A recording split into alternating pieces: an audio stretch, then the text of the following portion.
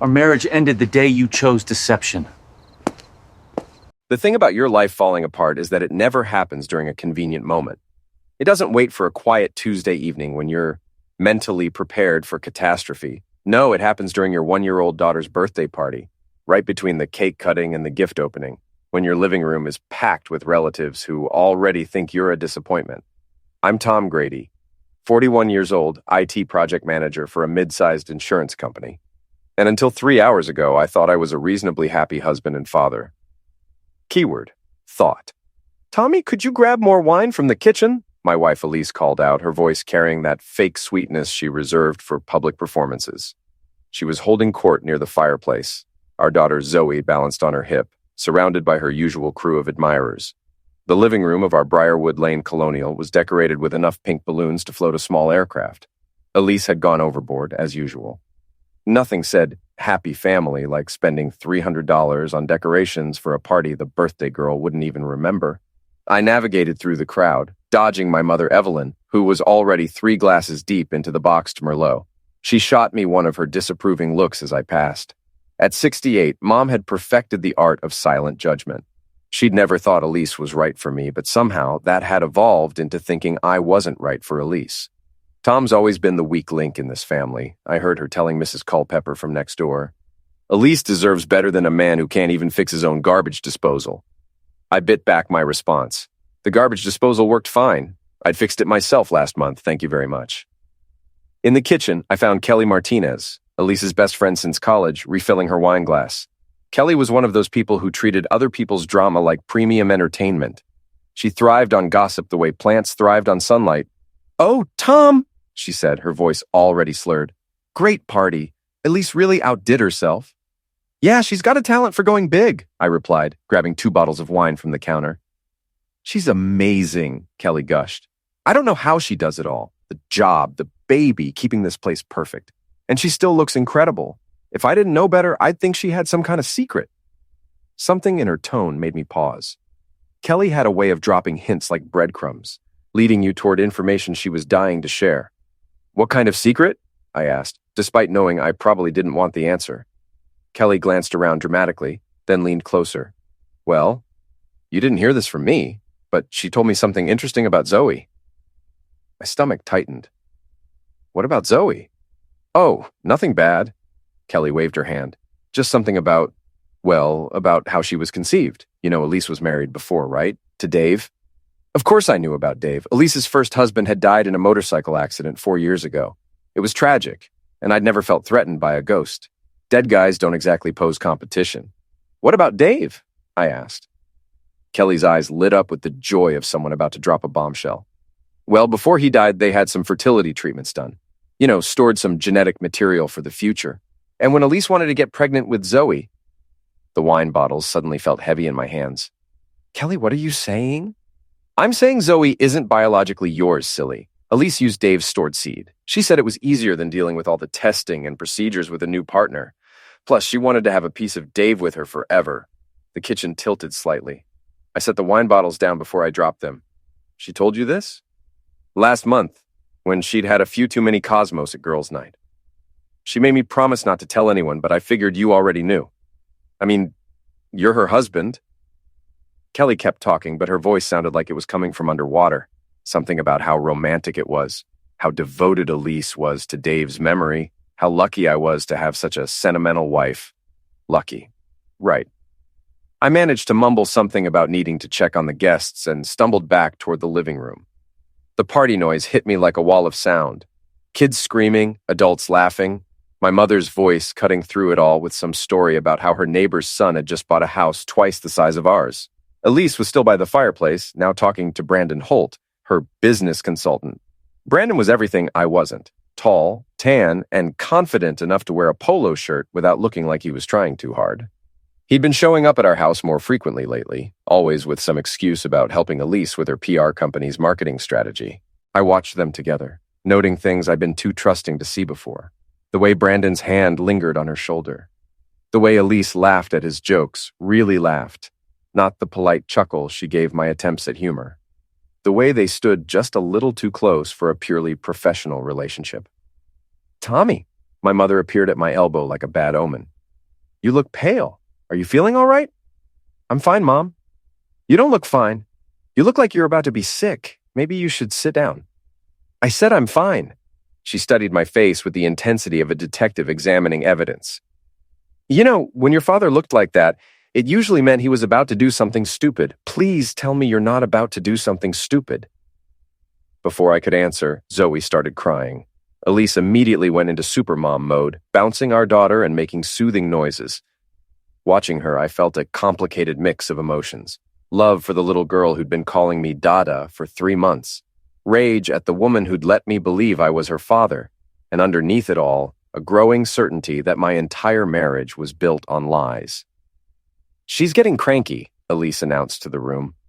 "I think someone needs a nap." "I'll take her upstairs," I offered.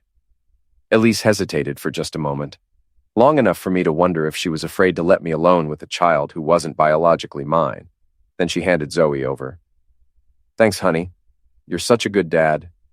The word dad hit like a physical blow. I carried Zoe upstairs to her nursery, grateful for the temporary escape from the party.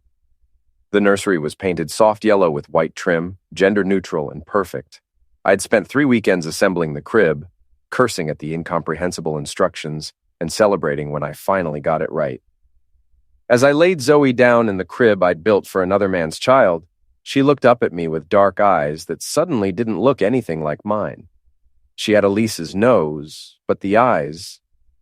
I'd always thought they were my mother's eyes. Now I wondered if they were Dave's. "Sleep tight, sweetheart," I whispered, and meant it.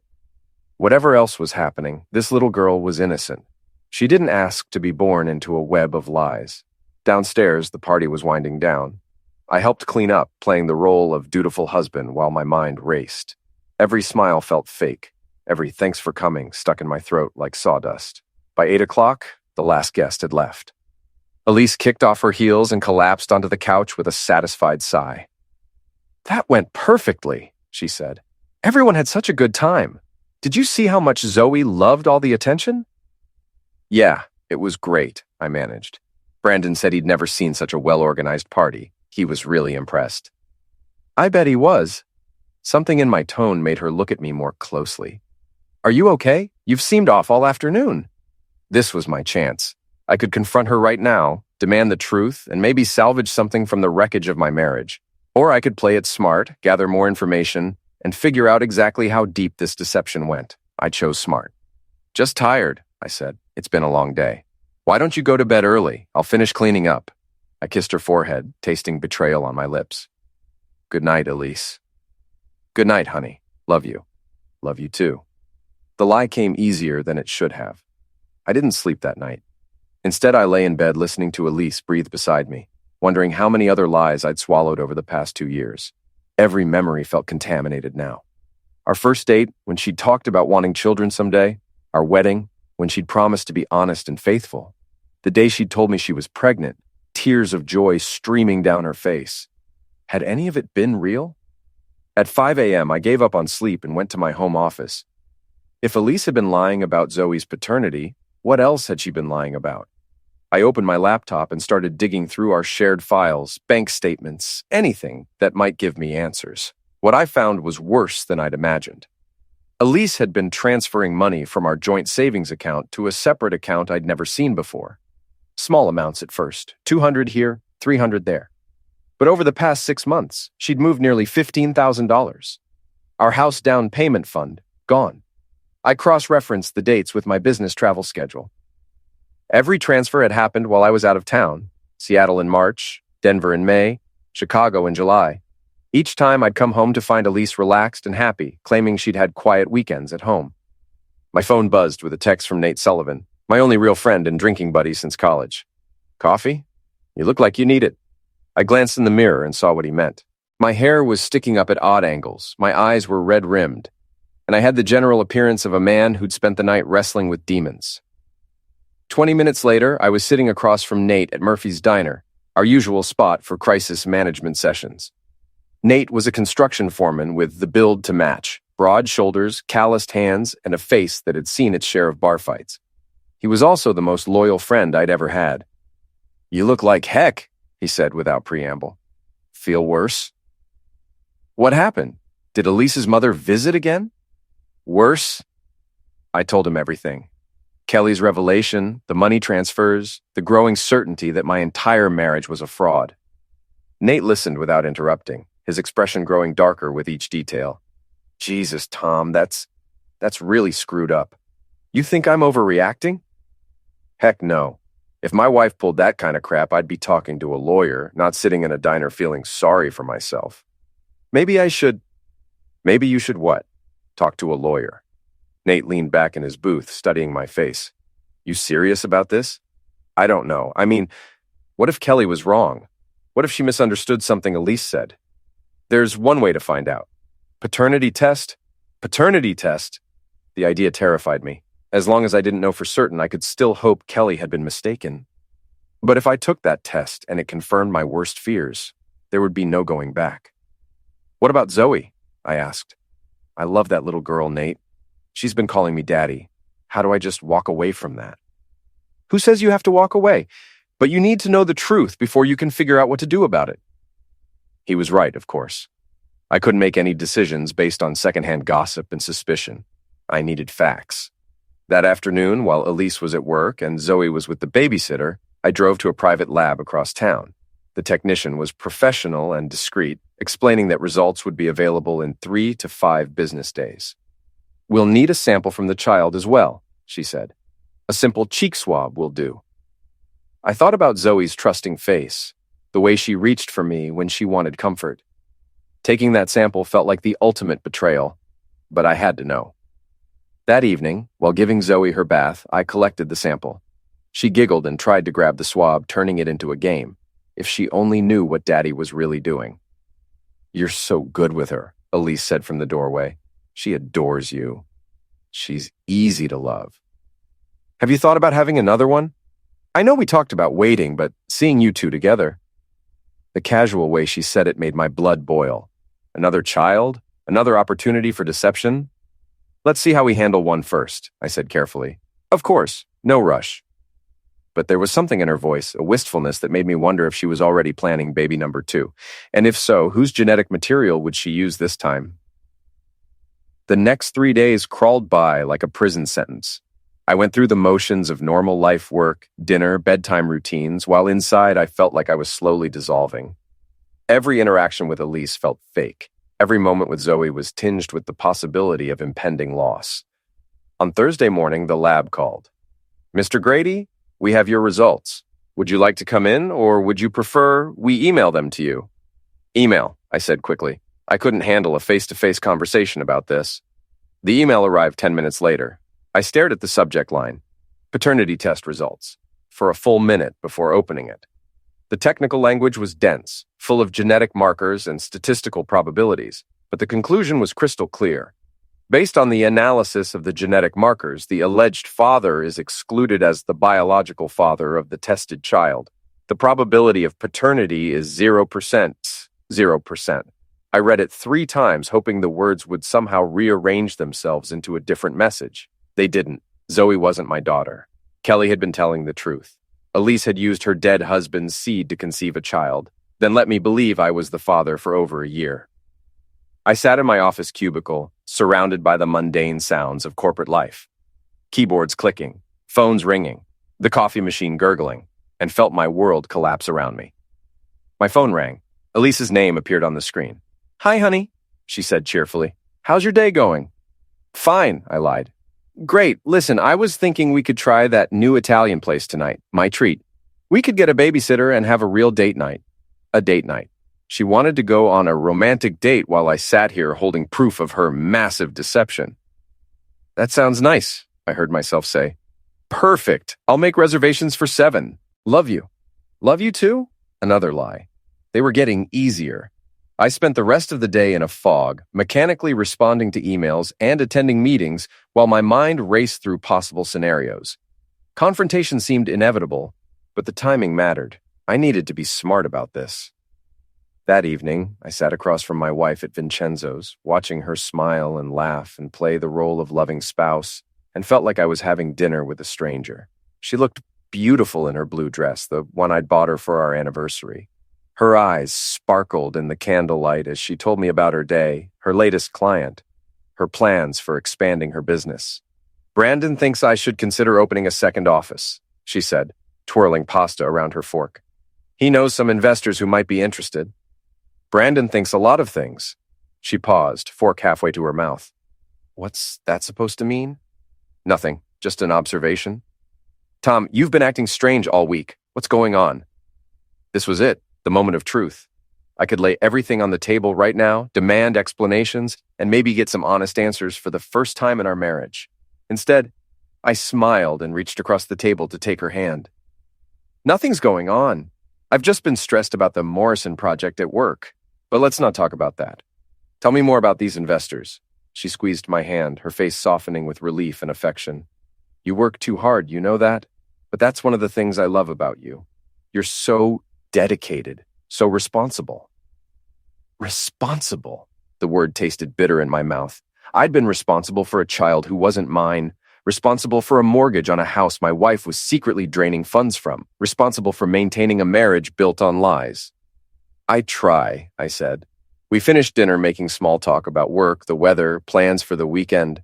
Normal couple conversation. If anyone had been watching us, they would have seen a happy marriage, two people comfortable with each other after years together.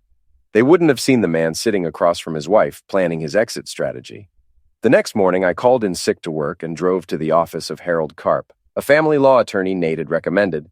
Karp was in his 60s, with silver hair and the kind of steady demeanor that suggested he'd seen every possible variation of human betrayal. "Paternity fraud," he said after I'd explained my situation. "It's more common than you'd think, but that doesn't make it any less devastating. I'm sorry you're going through this, Mr. Grady. What are my options?" "Several. You can sue for damages related to the fraud child support you've paid, medical expenses, emotional distress. You can also petition to have your name removed from the birth certificate." The birth certificate. I'd been so proud when they'd handed me that document at the hospital, seeing Thomas James Grady listed as the father. Now it felt like evidence of my own gullibility. "What about custody?" I asked. Karp's expression grew sympathetic. "That's the difficult part. Since you're not the biological father and there was no formal adoption, you have no legal rights to the child. However, if you've been acting as the father for a significant period, you might be able to argue for some form of visitation based on psychological parentage." Psychological parentage? The idea that you've formed a parental bond with the child, regardless of biology. It's not guaranteed, but it's possible. I thought about Zoe's face lighting up when I walked into a room, the way she reached for me when she was scared or tired. The idea of losing that connection felt like losing a limb. "There's something else you should know," Karp continued. "If you decide to pursue this legally, your wife will likely respond aggressively. Paternity fraud cases tend to get very ugly very quickly. She may try to discredit you, claim you were an unfit father, anything to protect herself from liability." "She wouldn't do that." Karp gave me a look that suggested I was being naive. "Mr. Grady, your wife let you believe another man's child was yours for over a year. She's capable of more deception than you might think." He was right, of course. If Elise could lie about something as fundamental as Zoe's paternity, she could lie about anything. I left Karp's office with a retainer agreement and a heavy heart. I wasn't ready to file anything yet, but I wanted to be prepared. Knowledge was power, and I'd been powerless long enough. That afternoon, I decided to do some investigating of my own. If Elise was having an affair with Brandon and all signs pointed to yes, I wanted proof. I drove to his gym, Iron Paradise, an upscale fitness center that catered to the kind of people who considered their workout routine a lifestyle choice. Brandon was easy to spot. He was leading a personal training session with a woman who looked like she'd stepped out of a fitness magazine. Everything about him screamed success. The expensive workout gear, the perfect hair, the confident way he moved through the space like he owned it. I watched from the parking lot, feeling like a stalker but unable to look away. This was the man my wife preferred to me. This was Zoe's real father's replacement in her mother's bed. My phone buzzed with a text from Elise. "Working late tonight. Don't wait up. Love you." Working late, right. I followed Brandon when he left the gym at 7 p.m. He drove to an upscale apartment complex across town, definitely not the direction of our house. I parked across the street and watched him use a key to enter the building. Either he lived here, or he had access to someone else's apartment. 20 minutes later, Elise's BMW pulled into the parking lot. There it was, confirmation of what I'd already suspected. I watched my wife walk into Brandon's building like she belonged there and felt the last of my illusions crumble. I sat in my car for another hour, part of me hoping I'd misunderstood what I'd seen. Maybe Elise really was working late, and this was just a coincidence. Maybe Brandon lived in the same building as one of her clients. At 9 p.m., they emerged together. Brandon had his arm around Elise's waist, and she was laughing at something he'd said. They kissed goodbye in the parking lot, not a quick peck, but a long, passionate kiss that left no doubt about the nature of their relationship. I drove home in a daze, my hands shaking on the steering wheel. When I got there, I found Carla, our babysitter, watching TV while Zoe slept upstairs. Mrs. Grady said she'd be working late, Carla explained. She asked me to stay until you got home. Thanks, Carla. I'll drive you home. On the way to Carla's house, I found myself asking questions I probably shouldn't have. Has Mrs. Grady been working late a lot recently? Carla shifted uncomfortably in the passenger seat. Well, sometimes. She's very dedicated to her business. Have you ever met Brandon, her business consultant? Oh, yes, Mr. Holt. He comes by the house sometimes for meetings. He's very friendly. I bet he is. These meetings, do they happen when I'm traveling? Carla was quiet for a long moment. Mr. Grady, I don't think I should. It's okay, Carla. I'm not asking you to betray any confidences. I just want to understand my wife's work schedule better. He has stayed for dinner a few times when you were out of town. Mrs. Grady said it was easier to work through business matters over a meal. Dinner, in my house, at my table. While I was in Seattle or Denver or Chicago, earning money to support a family that apparently belonged to someone else. Did he ever stay late after these dinner meetings? Carla's silence was answer enough. I dropped her off and drove home through empty suburban streets, past houses full of families I'd once envied for their apparent happiness. Now I wondered how many of them were built on lies like mine. Elise was already home when I arrived, sitting on the couch in her pajamas, scrolling through her phone. How was your evening? She asked without looking up. Quiet. How was work? Exhausting. The Peterson account is turning into a nightmare, but Brandon has some good ideas for salvaging it. More lies, delivered with the casual ease of long practice. I wondered if she even remembered what the truth looked like anymore. I'm going to bed, I said. I'll be up in a few minutes. But when I woke up at 3 a.m., her side of the bed was still empty. I found her downstairs, talking quietly on her phone in the kitchen. I know, but it's complicated, she was saying. He doesn't suspect anything, but we have to be careful. I can't just leave him right now. The timing isn't right. Yes, I know what I promised. Just give me a little more time. She hung up when she saw me in the doorway. Couldn't sleep? She asked brightly. Bad dreams. Who was that? Kelly. She's having relationship drama again. You know how she gets. Another lie. Kelly's voice was nothing like the deep male voice I'd heard responding on the other end of the line. At 3 a.m? She's been drinking. You know how she gets when she drinks. I nodded and went back to bed, but sleep was impossible. I lay there listening to Elise move around downstairs, making more quiet phone calls, probably planning her next move in whatever game she was playing. By morning, I'd made my decision. If Elise wanted to play games, I could play games too. But I was going to play to win. I called Harold Karp and scheduled another meeting. It was time to stop being the victim and start being the predator. The war was about to begin. Harold Karp's office felt different the second time around, less like a refuge and more like a command center. I'd brought evidence this time, bank statements, photos from my surveillance of Brandon's apartment, phone records showing calls between Elise and Brandon at all hours. This is good, Karp said, reviewing my materials. Very thorough. We can definitely establish adultery, which strengthens your case for damages. What kind of damages are we talking about? Child support you've paid, medical expenses, the emotional distress of being deceived about paternity. Plus, if we can prove she was using marital assets to fund her affair hotel rooms, gifts, dinners, we can go after her for dissipation of marital property. The legal terminology felt clinical, but underneath it was something that satisfied a deep need for justice. Elise had stolen more than money from me. She'd stolen a year of my life, my sense of identity as a father, my ability to trust my own perceptions. There's something else, I said. I want to go public with this. Karp raised an eyebrow. Public how? Social media. Maybe contact that blogger who covers local gossip. What's his name, Dirty Dale? I want everyone to know what she did. Mr. Grady, I understand your anger, but public shaming can backfire. It might make you look vindictive. I don't care how I look. She humiliated me by letting me believe another man's child was mine. She humiliated me by having an affair while I was working to support our family. Turnabout is fair play. Karp leaned back in his chair, studying my face. You've changed since our last meeting. I've stopped being naive. All right, but we do this smart. No accusations we can't prove, nothing that could be considered defamatory. We stick to facts and let people draw their own conclusions. I left Karp's office with a plan and a timeline. First, I'd file for divorce and removal of my name from Zoe's birth certificate. Then I'd launch my public campaign. By the time I was done, everyone in our social circle would know exactly what kind of person Elise Grady really was. But first, I had to get through my mother's birthday dinner. Evelyn Grady had always been a force of nature, opinionated, judgmental, and utterly convinced of her own righteousness.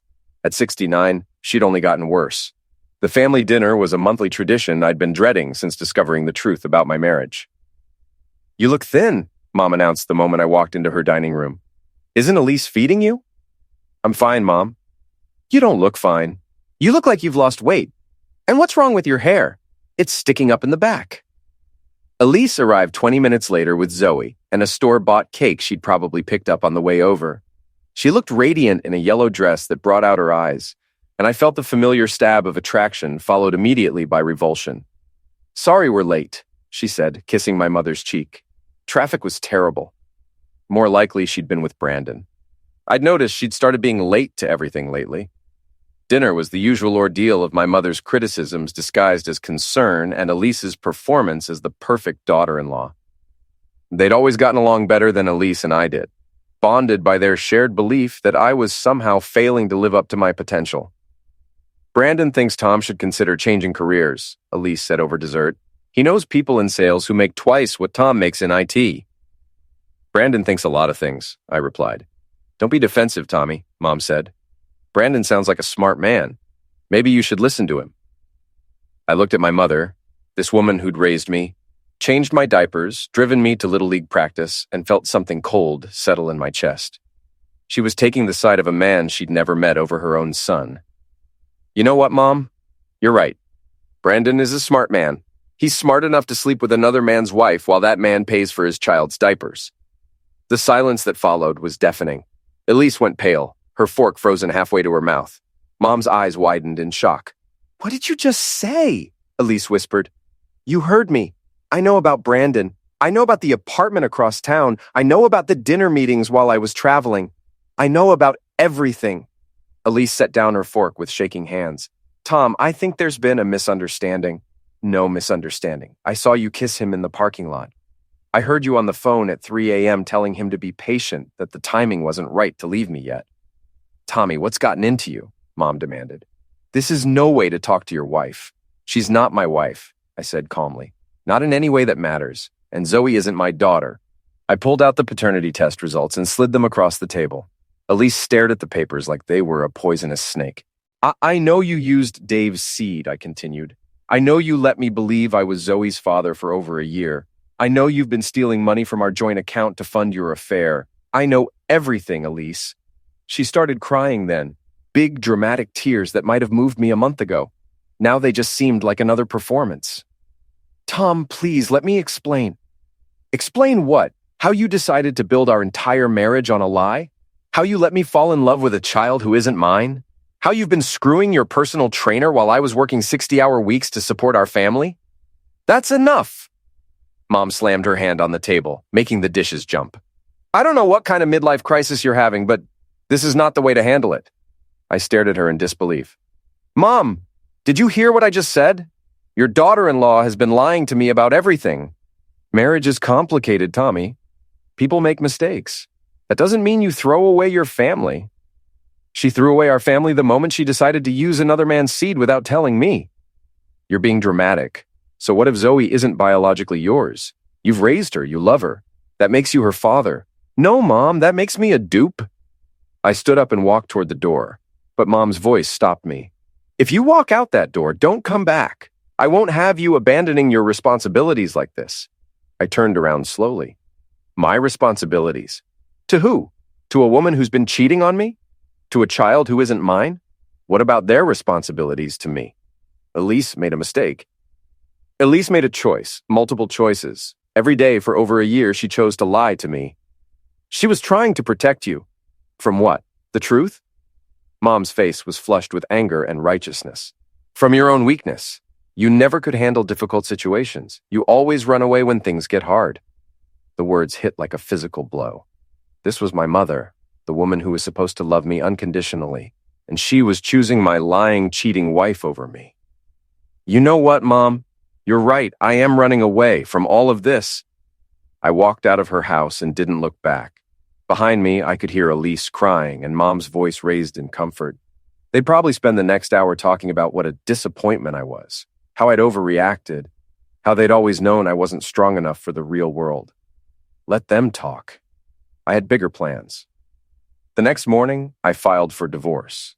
By afternoon, the papers had been served. Elise called me 17 times. I didn't answer. Instead, I called Dirty Dale. His real name was Dale Morrison, and he ran a gossip blog that covered our mid-sized city like a tabloid. He was sleazy, unethical, and exactly what I needed. Tom Grady, he said when I introduced myself. Should I know that name? Not yet, but you will. I've got a story for you about paternity fraud, adultery, and a local business owner who's been playing very dirty games. There was a pause, then the sound of fingers typing on a keyboard. I'm listening. By the end of the week, everyone in town would know the truth about Elise Grady. Her clients, her friends, her family, everyone. The war had begun.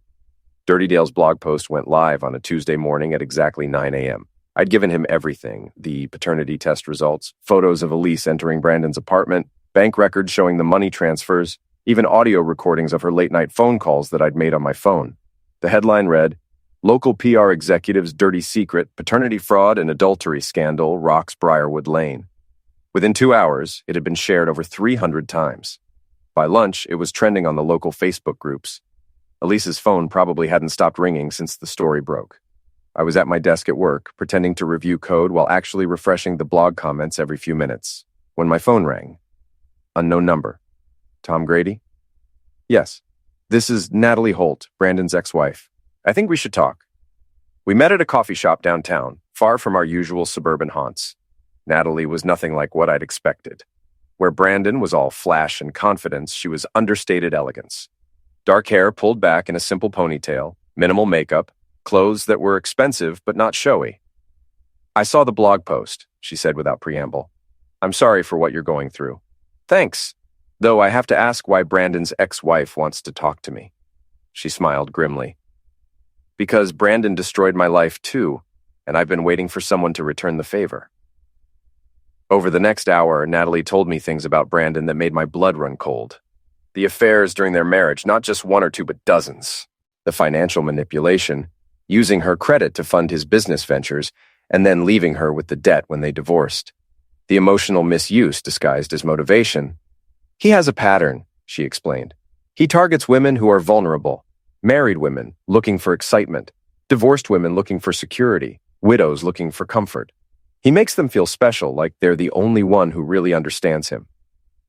Elise isn't vulnerable. She's successful, confident. Is she? Or is that just what she wants people to think? I thought about Elise's constant need for validation, her obsession with appearing perfect to our friends and neighbors. Maybe Natalie was right. There's something else, Natalie continued. Brandon's been bragging to his gym buddies about his latest conquest, a married woman with a rich husband who doesn't suspect anything. He's been showing off expensive gifts, a new watch, designer clothes. Where do you think he got the money for those? The missing $15,000 from our joint account. I'd assumed Elise was spending it on herself, but what if she was spending it on Brandon? I want to help you destroy him, Natalie said simply. He cost me my house, my credit rating, and 3 years of my life. It's time for payback. What did you have in mind? She pulled out her phone and showed me a video. It was Brandon at what looked like a party, clearly drunk, bragging to a group of men about his intimate conquests. He was graphic, crude, and specific enough that I recognized some of the details about Elise. I've got hours of this stuff, Natalie said. Brandon likes to brag when he's drinking. He never could keep his mouth shut. Why are you helping me? You don't even know me. Because men like Brandon count on their victims staying silent. They count on us being too embarrassed or too afraid to fight back. But you're fighting back, and that gives me hope. We spent the rest of the afternoon planning our campaign. If Dirty Dale's blog post was the opening salvo, this would be the nuclear option. That evening, I got a call from Harold Karp. Tom, we need to talk. Elise's attorney contacted me today. They want to settle. What kind of settlement? Full financial disclosure. She pays back the money she took from your joint account plus damages, and she agrees not to seek alimony. In exchange, you agree to keep the paternity issue out of court. What about Zoe? You'd have no legal custody, but Elise would agree to reasonable visitation if you wanted. I thought about the little girl who'd been calling me daddy, who reached for me when she was scared, who giggled when I made funny faces during bath time. Did I want to maintain that relationship, knowing she wasn't biologically mine? Could I handle seeing her grow up knowing her real father was dead and her mother was a liar? I need to think about it. Don't think too long. Offers like this don't stay on the table forever. That night, I couldn't sleep. I kept thinking about Zoe, about the life I'd built that was crumbling around me, about the man I'd been versus the man I was becoming. The old Tom would have taken the settlement, grateful to escape with minimal damage. The new Tom wanted revenge. At 2 a.m., I made my decision. I called Natalie. Do it. Release everything. Are you sure?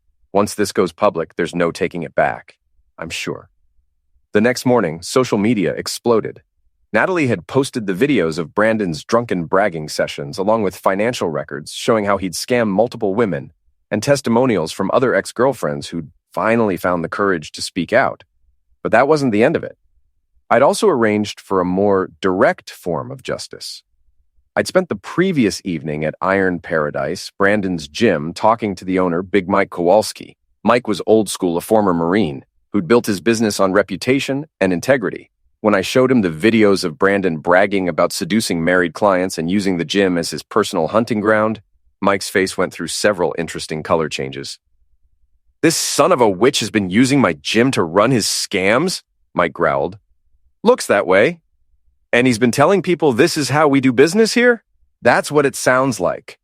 Mike was quiet for a long moment, his massive hands clenched into fists. "You know what? I think Brandon needs to find a new place to work out." The confrontation happened at noon, right during the gym's busiest time. I wasn't there to see it personally, but Nate was. He joined Iron Paradise the week before, claiming he needed to get back in shape. According to Nate, Mike walked up to Brandon in the middle of a training session and announced loudly enough for the entire gym to hear, "Brandon Holt, you're banned from this establishment for conduct detrimental to our reputation and our members." "What are you talking about?" Brandon demanded. Mike pulled out his phone and played one of the videos. Brandon's voice filled the gym, describing in graphic detail how he'd seduced some IT guy's wife and gotten her to pay for expensive gifts, while the husband was too stupid to notice. The gym went dead silent.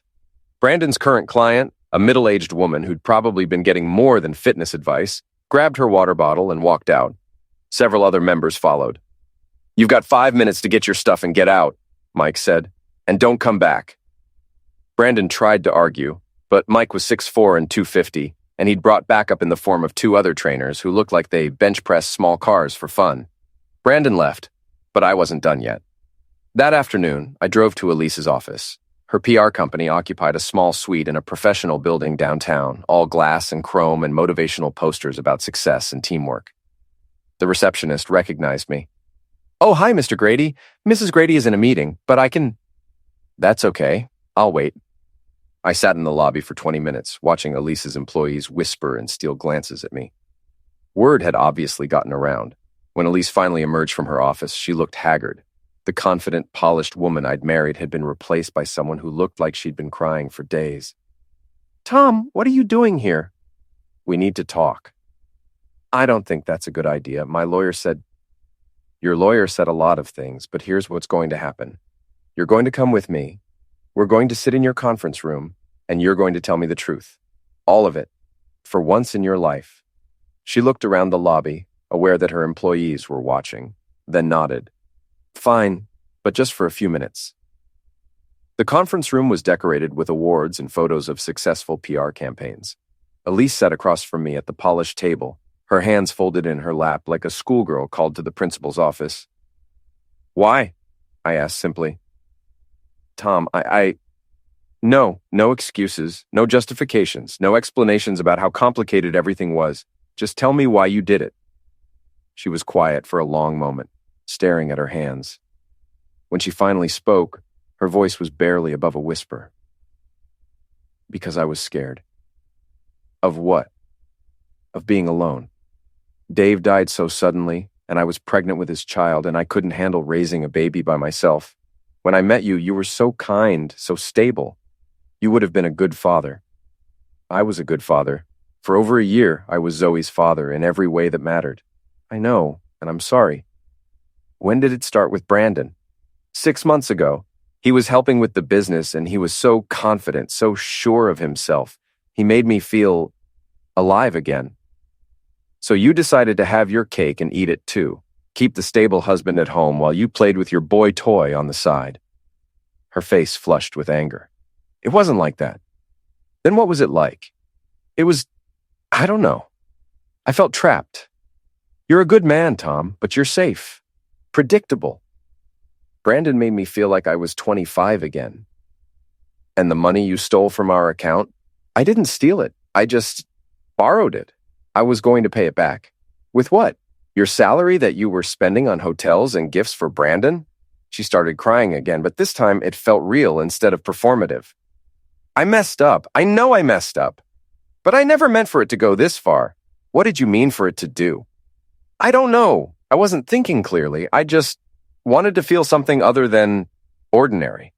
I looked at this woman I'd shared a bed with for 2 years, who I'd held while she cried about her dead husband, who I'd supported through the challenges of new motherhood, and felt nothing but contempt.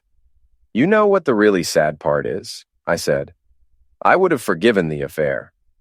If you'd come to me and said you were unhappy, that you needed something I couldn't give you, we could have worked it out. But the paternity fraud? Letting me believe another man's child was mine? That's unforgivable. She is your child. Biology doesn't matter. You raised her. You love her. I loved her because I thought she was mine. Every diaper I changed, every night I got up when she was crying, every moment of joy I felt watching her grow. All of it was based on a lie you told me. Tom, please. I stood up. The settlement offer is off the table. We're going to court, and I'm going to make sure everyone knows exactly what you did. Your clients, your friends, your family, everyone. You'll destroy me. You destroyed yourself. I'm just making sure people know about it. I walked out of her office and didn't look back. Behind me, I could hear her sobbing, but I felt nothing. The woman I'd loved was gone, replaced by a stranger who'd stolen a year of my life and called it love. The court hearing was scheduled for the following month, but it never happened. 3 days after our confrontation, Elise's lawyer called Harold Karp with a new offer. She would pay back every penny she'd taken, plus $50,000 in damages. She would sign a confession admitting to the paternity fraud. She would agree to have my name removed from Zoe's birth certificate, and she would relocate to another state within 6 months. In exchange, I would agree to stop the public campaign against her and Brandon. It's a good deal, Karp told me. Better than we'd likely get in court. What about Brandon? What about him? He's not your problem anymore. But Brandon had made himself my problem when he'd seduced my wife and helped destroy my marriage. I wasn't ready to let him off the hook. That evening, I drove to his apartment complex. His BMW was in its usual spot, but it looked different. Someone had spray-painted cheater across the hood in bright red letters. The windshield was cracked, and all 4 tires were flat. I smiled. Natalie had been busy. But the real surprise came the next morning. I was at work when Nate called, laughing so hard he could barely speak. Dude, you have to see this. Check out Iron Paradise's Facebook page. I pulled up the gym's social media and found a video that had been viewed over 10,000 times. It showed Brandon arriving at the gym that morning, apparently unaware that he'd been banned. When he tried to enter, the door was locked. When he knocked, Big Mike appeared with a sign that read, "Brandon Holt is not welcome here," and taped it to the glass door while Brandon stood outside arguing. The comments were brutal. Former clients calling him a predator, ex-girlfriends sharing their own stories of how he'd used and discarded them, even some of his male friends distancing themselves from the scandal. By the end of the week, Brandon had deleted all his social media accounts and disappeared. Rumor had it he'd moved back in with his mother in another state. Justice served cold. The divorce was finalized on a gray Tuesday in November. I I sat in the courthouse listening to legal terminology that reduced 2 years of my life to a series of financial transactions and custody arrangements. Elise looked smaller somehow, diminished by the weight of public shame and legal consequences. When it was over, she approached me in the hallway. Tom, I know you probably don't want to hear this, but I really am sorry. I know you are. You're sorry you got caught. That's not fair. Fair? I laughed. But there was no humor in it. You want to talk about fair? Fair would have been telling me the truth from the beginning. Fair would have been letting me decide whether I wanted to raise another man's child. Fair would have been ending our marriage before you started screwing your trainer. What about Zoe? She's going to grow up wondering why her daddy abandoned her. I didn't abandon her. Her mother lied about who her daddy was. Elise's face crumpled. She loves you. And I love her. But love built on lies isn't real love. It's just another form of deception. I walked away from her for the last time, out of the courthouse and into the cold November air. I felt lighter somehow, like I'd been carrying a weight I hadn't realized was there. My phone buzzed with a text from Nate. Drinks? You look like you could use them. Definitely, I replied. We met at Murphy's Tavern, our old hangout from before I got married and became domesticated. The bartender was the same guy who'd been there 10 years ago, and he still remembered my drink order. So, Nate said, raising his beer, what now? Now I figure out who I am when I'm not pretending to be someone else's husband and father. Any ideas? I thought about it. For 2 years, I defined myself by my relationships. Husband, father, provider. Now I was just Tom Grady, 41 years old, with a decent job and a fresh start. I'm thinking about traveling, I said. Maybe take that trip to Ireland I always talked about. Sounds good. What about dating? What about it? You're going to start again eventually. I laughed. Nate, I just discovered that my wife was cheating on me with a man who was probably Zoe's real father, and that my entire marriage was built on paternity fraud. I think I need some time before I trust another woman with my heart. Fair enough, but don't let Elise ruin you for everyone else. There are good women out there. Maybe, but next time, I'm getting a paternity test before I sign any birth certificates. We drank until closing time, talking about everything and nothing.